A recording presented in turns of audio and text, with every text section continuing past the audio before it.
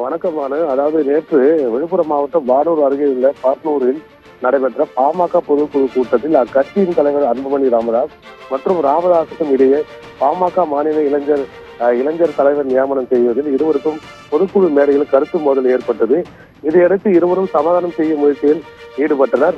இருந்த போதிலும் அவர் அங்கிருந்து தன்னுடைய தொலைபேசி எண்ணிலே என்னை தன்னுடைய ஆதரவாளருக்கு அழைத்துவிட்டு என்னுடைய கட்சி அலுவலகம் அதாவது அக்கறையில் ஈசிஆர் அருகே அக்கறையில் செயல்படும் என்னுடைய இல்லத்தில் இருக்கிறது, அங்கு என்னை சந்திக்கலாம் என ஒரு அந்த தொடர்பு எண்ணையும் கொடுத்து விட்டு அங்கிருந்து புறப்பட்டு சென்று விட்டார். இந்த நிலையில் நேற்று இரவு முதலே கட்சியின் மூத்த நிர்வாகிகள் அதாவது ஜி.கே. மணி உள்ளிட்டோர் அன்புமணியை தொடர்பு கொண்டு தொலைபேசியில் பேசியதாகவும் கூறப்படுகிறது. இந்த நிலையில் இருவருக்கும் சமாதானம் ஏற்படும் என்ற முயற்சியிலும் ஈடுபட்டனர்.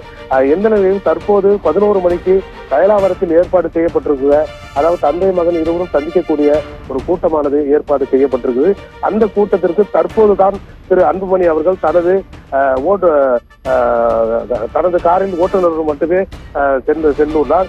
அதே போல இந்த கூட்டமானது 11 மணிக்கு அறிவித்த நிலையில் தற்போது இங்கிருந்து தான் கிளம்பி இருக்கிறார்.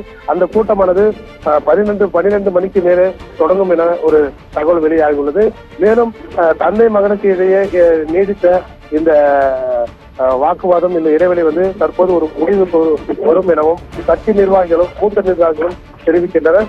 இது சுலபமாகவே தற்போது முடிவு எட்டப்படும் என தெரிய வருகிறது. பாரு நோகரன், ஒரு தரப்புல இந்த சம்பவம் ஒரு தரப்புல நாடகம் அப்படின்னு சொல்லப்படுது, இன்னொரு தரப்புல கட்சியில பிளவு ஏற்பட்டிருக்கு அப்படின்னு சொல்லுது. பாமக வட்டாரங்கள்ல இந்த மோதல் சம்பவம் தொடர்பா என்ன சொல்றாங்க?